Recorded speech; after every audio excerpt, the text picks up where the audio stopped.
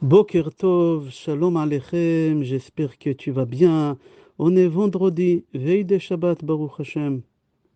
Ce Shabbat, on l'appelle Chazak, Chazak, Venit Chazek, puisqu'on va finir le livre Vaïkra, le troisième livre de la Torah. Et j'aimerais dédier ce cours-là pour la Refoua Shlema, Refoua Tanefesh, Refoua Tagouf, de Marcel Mesodi Batsol, le Bet Mishpachat Abekassis, Amen ve Amen. Ce Shabbat Be'ezrat Hashem, demain, on va lire deux parachiotes. La première paracha, elle s'appelle Behar, et la deuxième, elle s'appelle Bechukotai. Dans Parashat Behar, il y a 57 psukim. Il y a 7 mitzvot positives et 17 mitzvot négatives. Le contenu de cette paracha, Shemitah, l'année sabbatique. Yovel, jubilé. Et après, on va voir une liste des lois. La deuxième paracha qu'on va lire Be'ezrat Hashem, elle s'appelle Parashat Bechukotai. Il y a là-bas 78 psukim. Il y a 7 mitzvot positives et 5 négatives. Le contenu de la deuxième paracha, il y a les brachot et les klalot. On appelle cette paracha Parashat HaTochacha. Je crois en français ça se dit réprimande ou remontrance. Et on va commencer à développer la première paracha, Parashat Behar.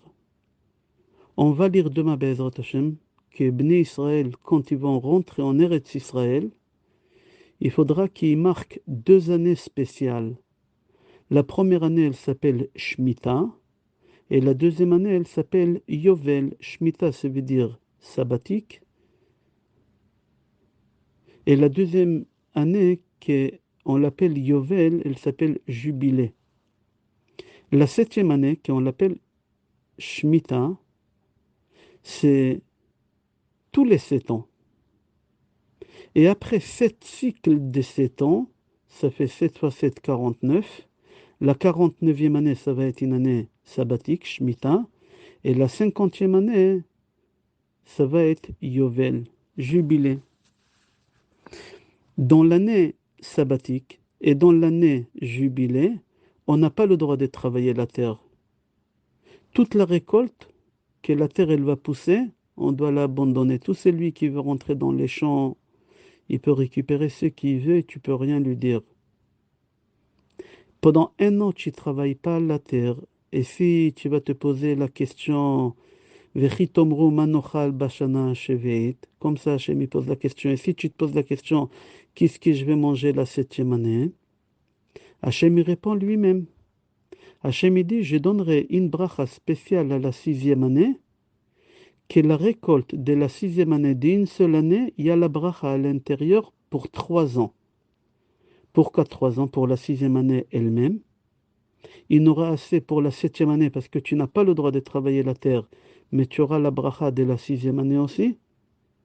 Et comme la 7e année, tu n'as pas travaillé la terre, qu'est-ce que tu vas manger à la 8e année? Tu vas manger aussi qu'est-ce que la terre à la 6e année, elle va faire sortir. C'est-à-dire qu'Hachem il dit que tu auras la bracha à la 6e année, une abondance énorme pour 3 ans. Jusqu'à ce que tu pourras travailler la terre à la 8e année et pouvoir manger après. J'ouvre une parenthèse. Quand on dit que la 6e année, elle va être abondance, pas en quantité, mais en bracha. La quantité, ça sera toujours la même quantité comme chaque année. Mais tu vas manger peu et tu vas te rassasier et ça suffira pour 7 ans. C'est une question d'émouna. Je referme la parenthèse. Dans l'année jubilée, Yovel, on sent le chauffard le jour de Kippour pour marquer que c'est l'année Yovel. Ça symbolise quoi, cette sonnerie? Qu'on doit libérer tous les esclaves juifs. Tous les champs que tu as vendus pendant ces 50 ans, tu dois les récupérer. Toutes les maisons que tu as vendues, tu dois les récupérer. Ça dépend si les maisons ils se trouvent dans une ville entourée de murailles, pas entourée de murailles. La paracha, elle développe tout ça. Après la paracha, on va dedans, à la fin de la paracha, des lois. Par exemple, un homme, chas v'shalom, qui a perdu son patrimoine, c'est une mitzvah de l'aider financièrement, trouver de travail, lui prêter de l'argent sans intérêt. J'ouvre une parenthèse, lui prêter de l'argent à condition que tu sais qu'il a de où rendre. Si il n'a pas de où rendre, tu ne peux pas faire le faux et prêter des sommes comme ça. Tu peux lui donner de l'argent, tu dis c'est tzedaka, cadeau, mais n'y t'attends pas qu'il te le rende si tu sais qu'il ne peut pas le rendre. Sois intelligent et responsable. Après la paracha, elle nous dit encore des lois. Un homme qui s'est fait vendre, un juif qui s'est fait vendre comme esclave, il a trop de dettes. Pour rembourser ses dettes, il s'est vendu comme esclave. Alors, c'est lui qui l'achète, ce juif-là, comme esclave, il doit se comporter avec lui comme s'il se comporte avec un employé, pas comme avec un esclave. N'oublie pas que c'est ton frère et tu dois le libérer hein, dans l'année des Shemitah ou des jubilés. Mais par contre, si l'esclave, c'est un esclave non juif, il ne faut pas le libérer. Tu n'as pas le droit de le libérer. Tu le gardes, même tu le donnes à tes enfants après. Si tu entends qu'il y a un juif qui s'est fait vendre comme esclave chez un non-juif, tu dois tout faire pour les libérer, ces juifs-là. Et quand l'année jubilée sort, il doit libérer ces juifs-là. Parce que c'est marqué dans la Torah, Ki li bnei Israël avadim, avadayhem. On est les serviteurs d'Hachem, on ne peut pas être les serviteurs d'un serviteur. Après, à la fin de la paracha, on va voir l'interdiction des idolâtries. On va voir après comment il faut observer le Shabbat, comment on doit observer la sainteté de Migdash. Et on finit la paracha Behar avec ça. La deuxième paracha, la paracha, elle commence, parachat Bechukotai, c'est marqué là-bas, si vous allez suivre mes lois, et si vous allez observer mes commandements, alors je vous donnerai, il y a beaucoup de brachot. Venatati gishmechem be'itam, venatna haaretz yevula, ve'etz hasadeh iten piryo, venatanti shalom ba'aretz, ushchaftem ve'en machrid, etc. Il y a beaucoup de brachot, beaucoup de brachot. Si tu te comportes d'après la Torah. Et Hachem, il nous met en garde, si chas v'shalom, tu ne vas pas te comporter d'après la Torah. Alors il y a des punitions. Et là, la Torah, elle commence à écrire des choses pas agréables. Les punitions, chas v'shalom. Dans le cas où, chas v'shalom, tu n'observes pas la Torah. Mais la Torah, elle finit avec un ton optimiste. גם בהיותם בארץ אויביהם לא מאסתים ולא געלתים לכלותם, להפר בריתי איתם, כי אני אדוני אלוהיכם. Même si tu te trouves dans le plus bas de l'impureté, même si tu as fait des gros péchés, n'oublie pas que je serai toujours ton père. Jamais je te tournerai le dos. Après la paracha, elle nous donne des lois. Combien tu vaux? Un homme qui s'est dit, ma valeur, combien je vaux, je donne cet argent au Beth Amikdash. Alors la paracha ici, elle nous développe combien un homme y vaut par rapport à son âge, par rapport à sa santé, par rapport à son métier. Si c'est un homme, si c'est une femme. Dans le cas où c'est lui qui ne peut pas tenir sa parole, il a dit, je donne ma valeur à moi au Beth Amikdash. Et il s'est rendu compte qu'il vaut beaucoup d'argent et il n'a pas les moyens. Mais il a des biens immobiliers, il a un bon patrimoine. Alors le Kohen, il va évaluer son patrimoine et il va prélever de là-bas la somme qu'il doit payer. Aussi un homme, il a dit, je donne mon animal, évidemment, qui est caché au Beth Amikdash. Il ne pourra pas donner un autre animal. Tu as dit cet animal-là, tu dois donner cet animal et pas un autre animal. Et si quand même tu as donné un autre animal, alors tu dois donner aussi l'autre. Tu sors perdant, tu dois donner deux. Et si tu as dit que je vais donner un animal pas cachère, alors on va évaluer combien cet animal non cachère il vaut et on va te taxer 20% de plus parce que tu as dit que tu vas donner au Beth Amikdash un animal qui n'est pas cachère et c'est pas normal.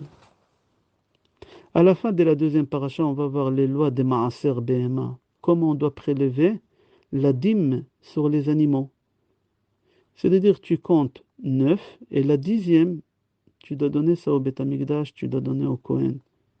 Jusqu'ici, c'est la paracha.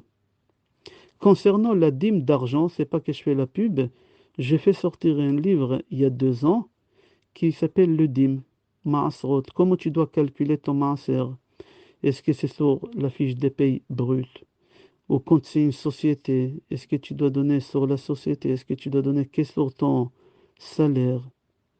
Là-bas, je donne tous les halachot qu'il faut. Est-ce que d'abord tu dois déduire les dépenses courantes que tu as, les loyers, la mutuelle, les assurances, la scolarité? Je développe là-bas, je te conseille de lire ces livres-là, c'est Halacha le Maaseh. Voilà les deux parachutes. Dans la deuxième paracha, on a dit qu'il y a beaucoup de brachot. Il y a 10 psukim de brachot. Le Baal HaTurim dit que les 10 brachot qu'il y a, les 10 psukim qu'il y a des brachot, il fait un parallèle avec les 10 brachot qu'il a béni son fils Yaakov. On a l'habitude vendredi soir de lire V'yiten lecha Elohim mitala shamayim umishmane haaretz. C'est la prière de la Parnassa. C'est bien de le lire Motzei Shabbat. Et là-bas, c'est marqué les 10 brachot qu'il a donné à son fils Yaakov.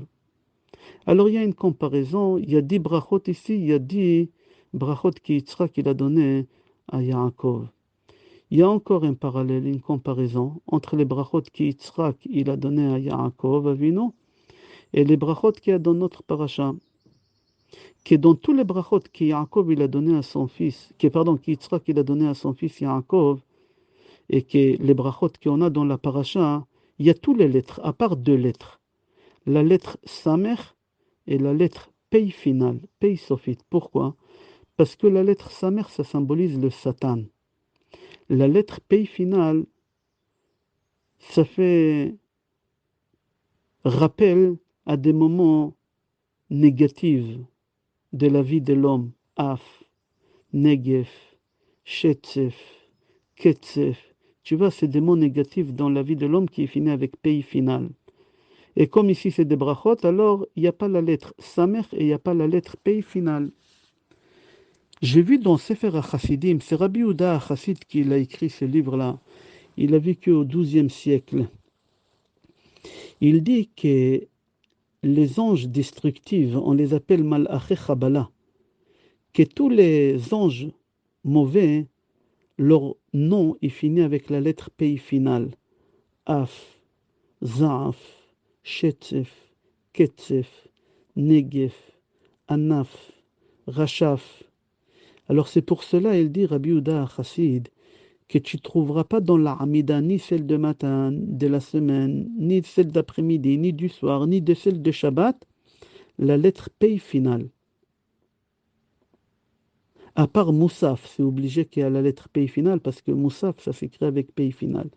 Mais sinon, toutes les tfilotes, tous les Hamidot, il n'y a pas le Pei finale. J'ai trouvé dans le Sidour HaRokeach, qu'il dit dans Birkat Amazon, il n'y a pas la lettre Pei finale. Prends Birkat Amazon, je ne sais pas si tu as remarqué, il n'y a pas le Pei finale. Pour te dire que dans une maison où on fait attention au Birkat Amazon, il n'y a pas un ange mauvais qui peut rentrer là-bas. Il ne peut pas rentrer là-bas un ange mauvais. Ok, dans la paracha aussi, c'est marqué là-bas, Im bechukotai telechu vet mitzvotai tishmoru. Rashi sur place dit, Im niye amelim batorah. Si tu t'investis dans un cours de Torah, alors tous les brachot ils vont arriver chez toi. C'est important de s'investir, de se fatiguer pour comprendre un cours de Torah, une page de Gemara. Pour comprendre c'est quoi s'investir dans un cours de Torah, je ramènerai une histoire qui est rapportée dans Gemara Brachot Page Samech Aleph Amud Bet. Une histoire. Rabbi Akiva, il donnait des cours de Torah en public. Et à l'époque, on a interdit de transmettre des cours de Torah. Les Goïms, ils étaient en Eretz Israël, ils ont interdit. Ils ont dit, si on attrape un Rav qui donne un cours de Torah dans sa synagogue, on le tue. Et Rabbi Akiva, il n'avait pas peur, il étudiait la Torah, il donnait des cours de Torah. Un jour, en plein cours de Torah, il y a un juif qui va voir Rabbi Akiva, il s'appelait ce juif Papos Ben Yehuda. Et il dit à Rabbi Akiva, Rav, vous n'avez pas peur qu'on vous attrape, on vous tue? Rabbi Akiva, il lui dit, moi je suis comme un poisson qui ne peut pas vivre à l'extérieur de l'eau. Pour le poisson, l'oxygène, c'est dans l'eau. Moi, mon oxygène à moi, c'est la Torah. Si j'arrête d'étudier la Torah, je meurs sur le champ. Voilà. La Gemara, elle raconte que quelques jours après, on a arrêté Rabbi Akiva parce qu'il a enseigné la Torah et ils l'ont mis en prison. Quelques temps après, on a arrêté Papos Ben Yehuda pour quelque chose et on l'a mis en prison. Et comme par hasard, les deux, ils se retrouvent dans la même cellule, Rabbi Akiva et Papos Ben Yehuda. Et là, Papos Ben Yehuda a dit à Rabbi Akiva, pourquoi on vous a mis ici en prison? Il lui a dit, parce que j'ai donné des cours de Torah et on m'a attrapé. Mais toi, Papos, pourquoi on t'a arrêté, toi? Alors, Papos il dit à Rabbi Akiva, sois heureux qu'on t'a arrêté pour la Torah. Moi, on m'a arrêté pour des bêtises, pour des choses futiles. J'aimerais comprendre quelle chose futile il a fait, Papos, qu'on l'a arrêté, qu'on l'a mis en prison. Qu'est-ce qu'il a fait? Des choses pas importantes.